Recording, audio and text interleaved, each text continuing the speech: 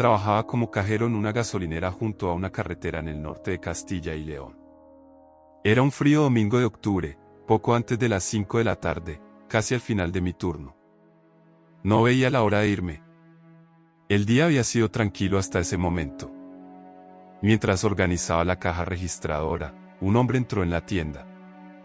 Llevaba una barba descuidada, el pelo sucio y una sudadera gastada con manchas oscuras y vaqueros rotos. Dio unos pasos vacilantes y luego se detuvo cerca de los pasillos, mirando a su alrededor como si estuviera nervioso. ¿Puedo ayudarle?, pregunté con voz neutra. No respondió de inmediato. Seguía girándose como si alguien lo estuviera siguiendo. Luego, en un susurro, dijo, ¿dónde están los baños? Señalé la puerta al fondo, a la derecha, tratando de ocultar mi incomodidad. El hombre se dirigió hacia allí, pero mientras caminaba, no dejaba de mirarme. Algo en él me inquietaba. En cuanto llegó mi compañero para el cambio de turno, agarré mi mochila y salí rápidamente de la gasolinera. Tenía planes de cenar con mi amigo, Álvaro, en un restaurante cercano. Me dirigí directamente allí, intentando sacudirme esa extraña sensación. Al entrar en el restaurante, me sentí más tranquilo. Me senté con Álvaro y pedimos 2 hamburguesas con patatas fritas. Pero cuando levanté la vista hacia las mesas cercanas, mi corazón se detuvo por un segundo. El hombre de la gasolinera estaba allí, sentado unas mesas más allá, mirándome fijamente. Álvaro, ese es el hombre que vi hace un rato, susurré, intentando no llamar la atención. Álvaro se giró rápidamente y luego volvió a mirarme. Tal vez sea solo una coincidencia, dijo sin darle importancia. Asentí, pero por dentro mi inquietud crecía. Después de cenar, Álvaro y yo nos subimos al coche para volver a casa. El trayecto duraría unos 30 minutos. Traté de no pensar en ello. Pero en el primer semáforo en rojo, giré la cabeza hacia el coche junto al nuestro y la sangre se me heló en las venas. Era él. El hombre estaba sentado en su viejo sedán blanco, mirándome fijamente. Álvaro, es él otra vez, dije en un susurro. Álvaro lo vio, y esta vez su expresión se puso seria. Vale, esto ya es raro. Por precaución, al llegar a nuestro barrio, dimos un par de vueltas a la manzana para asegurarnos de que nadie nos seguía. Todo parecía en orden. Finalmente, Álvaro me dejó frente a mi casa. Entré rápidamente y cerré la puerta con llave. Estaba solo, mi madre y mi hermana estaban fuera, y mi padre estaba de viaje por trabajo. Traté de no pensar en ello y me metí en la cama. Pero unos minutos después, oí un ruido en la ventana. Me quedé paralizado. El corazón me latía con fuerza. Lentamente, me levanté de la cama y me acerqué a la ventana, apartando un poco la cortina. Fue entonces cuando lo vi. El hombre estaba en mi jardín, de pie bajo la farola, con una sonrisa inquietante en el rostro. Me miraba fijamente. Retrocedí de golpe y agarré el teléfono para llamar a la policía. Pero cuando llegaron, él había desaparecido. Al día siguiente, renuncié a mi trabajo en la gasolinera. Nunca volví a ver a ese hombre. Pero aún hoy, cada vez que estoy solo en un aparcamiento o en un semáforo, no puedo evitar comprobar si alguien me está mirando.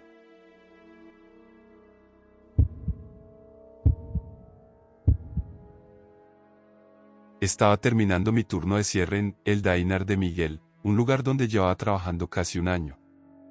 Era una de esas noches en las que la lluvia caía sin cesar, dejando la ciudad casi desierta. Noches así significaban pocos clientes, y sinceramente, no me molestaba. Mi turno terminaba a medianoche, y hasta ese momento, la noche había sido lenta, casi aburrida. Alrededor de las 11:30, la puerta del local se abrió y entraron un hombre y una chica mucho más joven que él. Él debía tener unos 40 años, mientras que ella parecía tener poco más de 20. Ambos me miraron de inmediato, así que me acerqué a preguntar cuántos eran. 2, respondió el hombre con voz tranquila. Los llevé a una mesa y les dejé el menú. Tardaron un poco en decidirse, hablando entre ellos en voz baja. Cuando finalmente pidieron, el hombre empezó a conversar conmigo. Siempre he sido una persona habladora, quizás por eso siempre me ha ido bien en la hostelería. Al fin y al cabo, no había mucho que hacer, así que charlé con ellos con gusto. Curiosamente, la chica hablaba muy poco. Él llevaba casi toda la conversación y, al final, empecé a dirigirle más preguntas a él. No recuerdo cada detalle de la conversación, pero hubo algo que se me quedó grabado. En un momento dado, me preguntó, ¿vives sola? De hecho, vivía sola, y aún lo hago. Respondí con honestidad, diciendo que vivía a unos 10 minutos de allí, en una zona muy tranquila y un poco aislada. En ese momento, no vi nada sospechoso en la pregunta. Era algo raro, claro, pero la presencia de la chica hacía que descartara automáticamente cualquier pensamiento negativo. Seguí conversando y bromeando, luego me alejé de su mesa. 45 minutos después, terminaron de comer y se fueron. Pasó una hora, y mis compañeros y yo estábamos cerrando el local. Tras despedirme de todos, corrí hasta mi coche para evitar mojarme demasiado. La lluvia seguía siendo intensa, así que conduje despacio por seguridad. Cuando llegué a casa, corrí a la puerta de entrada para resguardarme lo antes posible. Mi apartamento estaba en el primer piso de una casa dividida en 3 unidades. La entrada principal daba acceso a una escalera interna que conectaba los 3 apartamentos. Al estar en el primer piso, podía entrar directamente por la puerta principal. Apenas dejé las llaves sobre la encimera de la cocina, escuché golpes frenéticos en la puerta. Era casi la 1 de la madrugada. Pensé enseguida en uno de los otros inquilinos, pero cuando me acerqué, vi a una chica al otro lado del cristal. Estaba completamente empapada, con la capucha de una sudadera gris subida, cubriendo parcialmente su rostro. Me suplicaba que la dejara entrar para usar el teléfono. No abrí de inmediato, quería entender mejor la situación. Le pregunté si se había perdido. Respondió que un hombre la estaba siguiendo y que necesitaba ayuda. Pero había algo en ella que me resultaba extrañamente familiar. Entonces, de repente, lo entendí. La miré bien y le pregunté, «Tú estabas en el diner, ¿verdad?» No respondió. Tal vez no me había oído. Luego volvió a girarse hacia la calle y, con terror en los ojos, empezó a gritar, «Ahí está, ¿viene?» Miré por encima de su hombro. Un hombre grande y corpulento avanzaba lentamente hacia mi casa. Y en ese instante, supe que lo conocía. Era el hombre del diner. La chica me miró con una mezcla de miedo y confusión, como si esperara que abriera la puerta de inmediato. Pero no lo hice. Cuando se dio cuenta de que dudaba, se giró hacia el hombre y gritó, «Vete». El hombre entonces echó a correr hacia la puerta. Cerré la puerta interna de un golpe y giré la llave en la cerradura. Silencio. No oí golpes ni intentos de forzar la entrada. Pero no tenía intención de abrir para comprobarlo. Corrí escaleras arriba para llamar a la puerta del inquilino del piso superior. Golpeé con el puño varias veces. Ninguna respuesta. Probé también abajo, pero nada.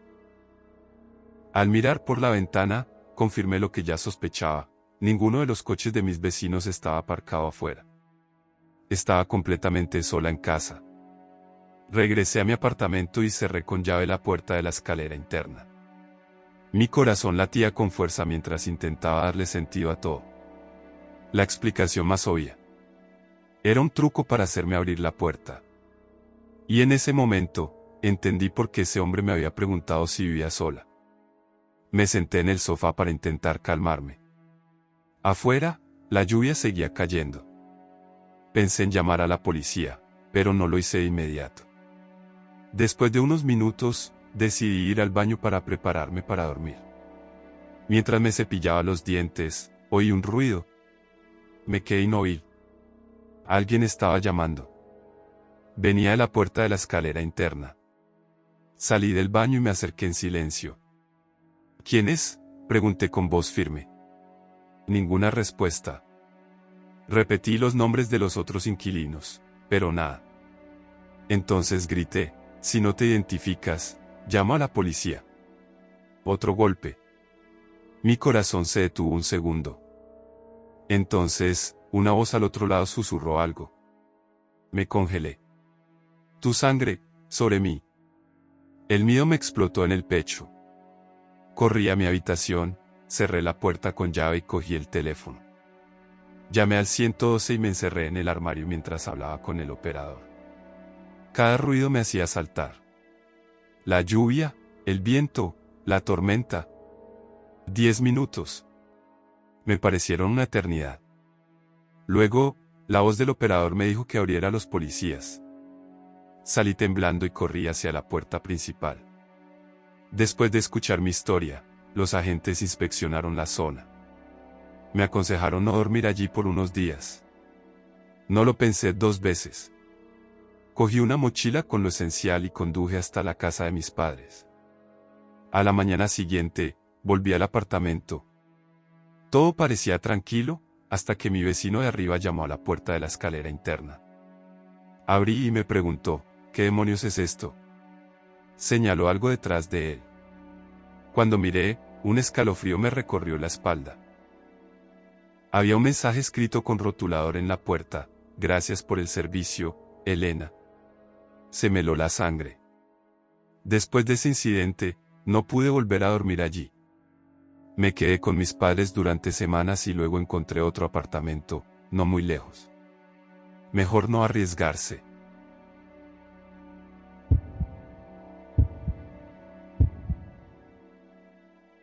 Vivo en el estado de Aragón, en el corazón de los Pirineos. Hasta hace poco, trabajaba como cajera en un pequeño restaurante a lo largo de una carretera secundaria que cruzaba la zona. Tenía 29 años y hacía el turno de cierre. La mayoría de las noches, el restaurante cerraba a las 2 de la madrugada, una hora bastante tarde considerando que la zona estaba poco habitada.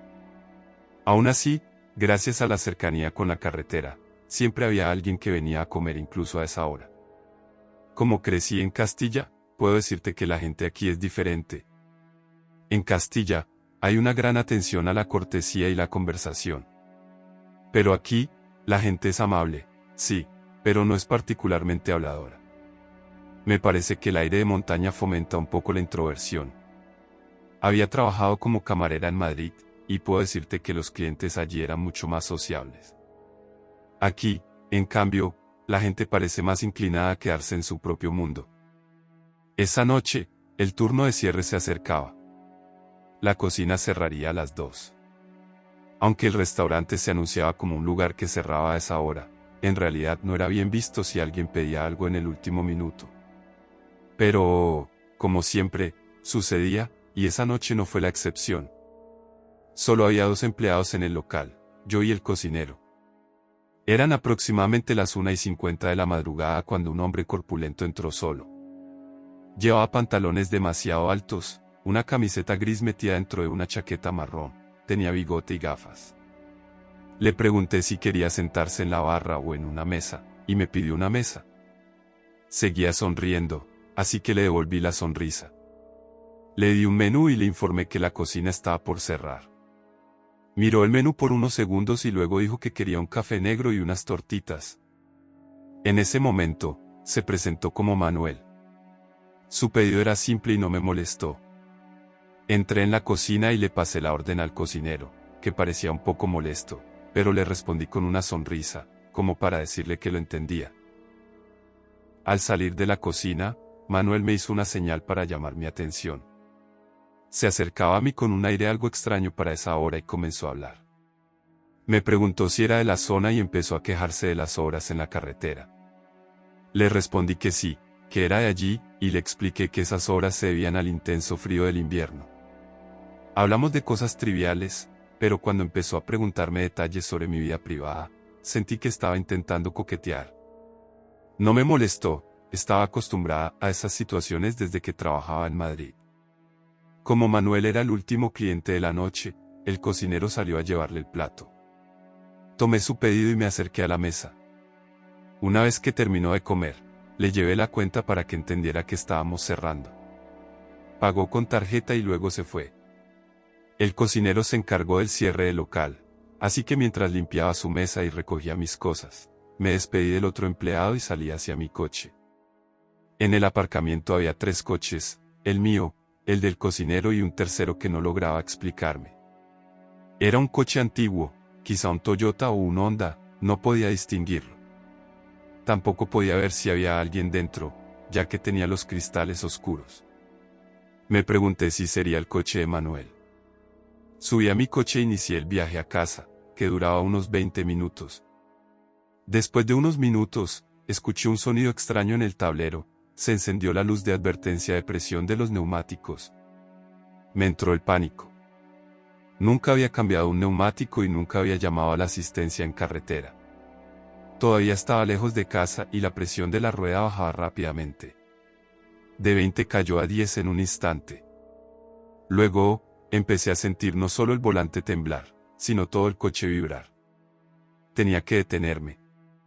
Me orillé rápidamente y bajé a mirar el neumático, que estaba completamente desinflado.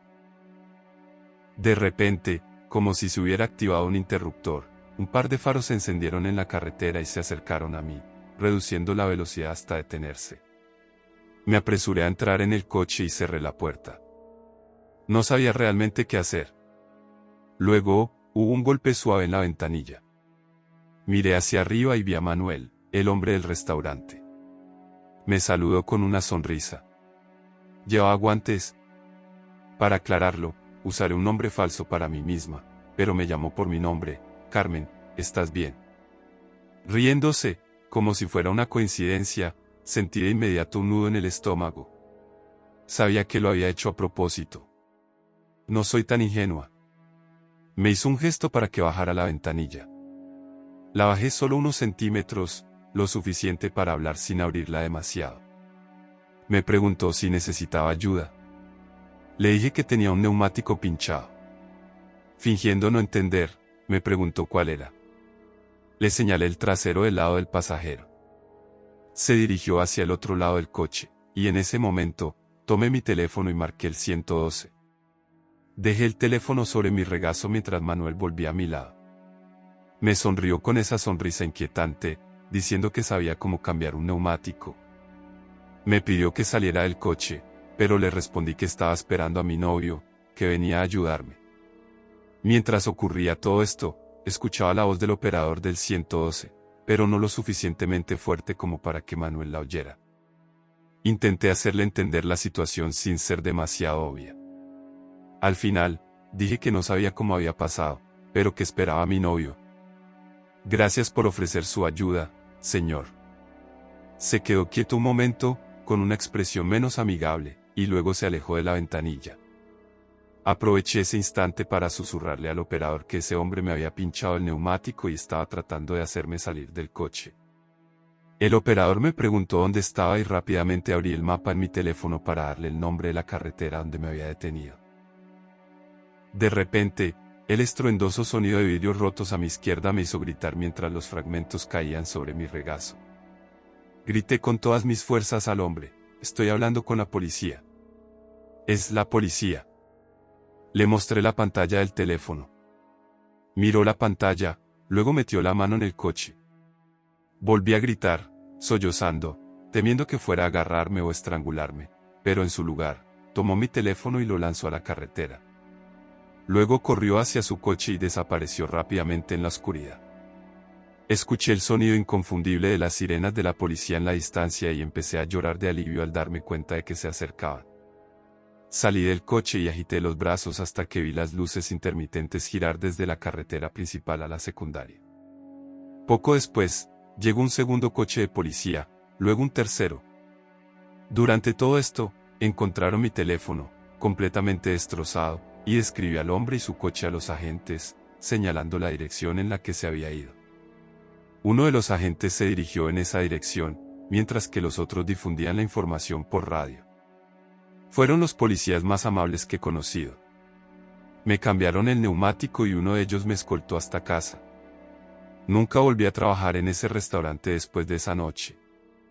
No quería arriesgarme a que ese hombre me encontrara de nuevo.